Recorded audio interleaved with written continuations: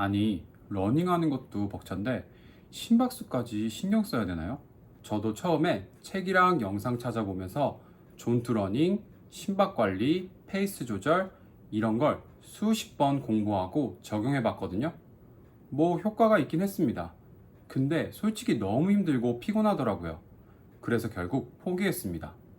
어떤 훈련법을 이렇게 저렇게 해보는 노력은 그만두고 대신 이것에 집중했습니다.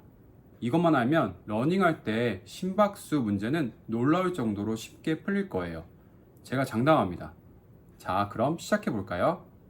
오늘 제가 알려드릴 정보는요, 해외에서 340만 뷰 이상 나온 3개월 존투 러닝 체험기를 바탕으로 정리한 내용입니다. 해당 사례는 러닝 전문 채널 셜빈 쉐어스의 콘텐츠인데, 저 역시 직접 경험한 시행착오와 비교해보니 초보 러너들이 공감할 만한 포인트가 많았습니다. 영상은 영어로 되어 있지만 전혀 걱정하지 않으셔도 됩니다. 제가 직접 내용을 확인했고 제 경험과 함께 풀어드릴 테니까요. 자, 이제 하나씩 살펴보시죠. 유튜브에서 존투 러닝은 초보자도 할 수 있다고 해서 해봤는데 왜 이렇게 어려울까요? 존투 러닝은 지방을 연료로 쓰는 능력을 키워주고 지구력 향상에도 큰 도움이 됩니다. 하지만 막상 해보면 첫 번째 장벽이 바로 심박수 관리예요. 조깅만 해도 금방 160, 170까지 올라버리고 계산대로 하면 도보보다 느린 12분 페이스가 나옵니다.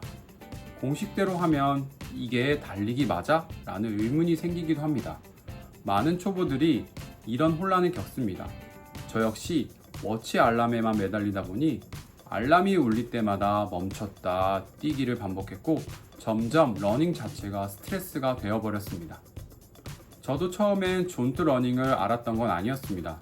처음엔 무조건 빨리, 무조건 멀리 달려야 한다는 생각으로 뛰었습니다.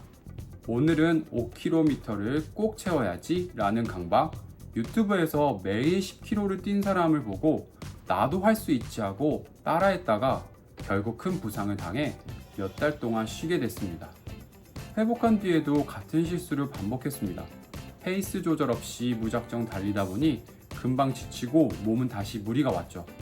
이러면 안 되겠다 싶어 러닝을 체계적으로 공부하기 시작했고 그 과정에서 존 트레이닝과 존투 러닝을 알게 되었습니다. 특히 살을 빼고 싶다는 목표도 있었는데요. 존투 러닝이 유산소 능력과 지방 연소 효과가 크다는 이야기를 듣고 도전하게 됐습니다. 그 이후로 지금은 존투 러닝이 제 훈련의 중심이 되었습니다. 아까 도입부에 말씀드린 이것, 바로 답을 말씀드리겠습니다. 존투 러닝을 어렵게 만드는 심박수 문제는 사실 호흡을 기준으로 삼으면 놀라울 만큼 단순해집니다. 많은 경험자들이 강조하는 것도 바로 이 부분이에요. 노래를 부를 수 있으면 존2, 몇 마디만 내뱉어도 숨이 가쁘면 이미 존3 이상, 이렇게 체감 호흡을 기준으로 잡으면 존2가 훨씬 현실적으로 다가옵니다. 사실 이런 접근은 세계적인 코치들의 훈련법과도 일치합니다. 예를 들어 잭 다니엘스의 러닝 포뮬러에서는 이지런을 강조하는데요. 이게 바로 존투 러닝과 같은 원리입니다. 다니엘스는 심박수 대신 VO2 max 퍼센트와 페이스를 기준으로 구간을 나누었지만 핵심은 같습니다. 대화가 가능한 페이스로 편안하게 달려야 한다. 특히 초보 러너라면 존투 심박수에 집착하기보다 꾸준히 달리는 습관을 만드는 게 훨씬 중요합니다. 처음엔 걷기와 조깅을 섞어도 괜찮습니다. 두세 달만 이어가도 심박수는 자연스럽게 안정됩니다. 결국 중요한 건 기록 단축이 아니라 부상 없이 오래 달리는 겁니다. 셜빈 쉐어스도 처음 메타볼릭 테스트를 받았을 때 당신은 존투가 없다라는 말을 들었습니다. 즉 달릴 때 지방을 주 연료로 쓰는 구간이 전혀 없다는 뜻이죠. 그래서 그는 3개월 동안 주 3에서 6회에 회당 45분에서 90분씩 존투 러닝을 이어갔습니다. 점점 적응했고 3개월 뒤에는 같은 심박수 142bpm에서 페이스가 9분 5초에서 8분 49초로 빨라졌습니다. 지방 연소 효율과 대사적 유연성이 개선된 겁니다. 다만 훈련 강도를 무리하게 올리면서 부상을 겪기도 했습니다. 이 점은 초보 러너들에게 기초 체력과 준비 운동 없이 장시간 달리면 위험하다는 중요한 교훈을 줍니다. 많은 러너들이 궁금해하는 심박수는 어떻게 낮추나요? 라는 질문의 답은 의외로 단순합니다. 억지로 낮추는 게 아니라 몸이 적응할 시간을 주는 것입니다. 숫자보다는 호흡을 기준으로 달리기, 느려도 괜찮다, 걷기와 섞어도 된다.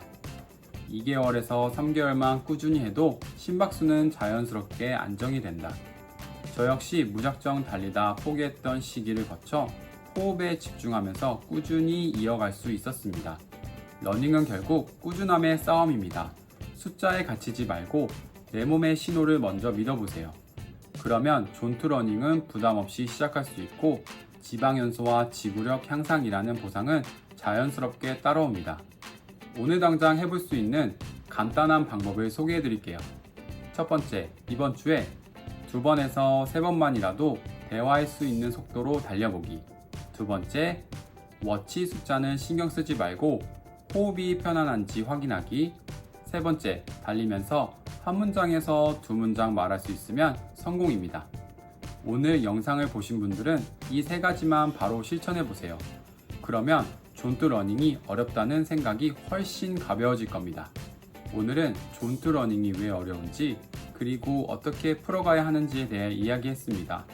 결론은 단순합니다. 호흡을 기준으로 꾸준히 달리는 것.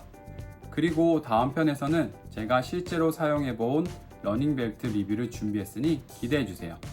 러닝을 훨씬 편안하게 만들어주는 꿀템 함께 확인해 보시죠. 혹시 오늘 영상이 도움이 되셨다면 구독과 좋아요 꼭 부탁드립니다.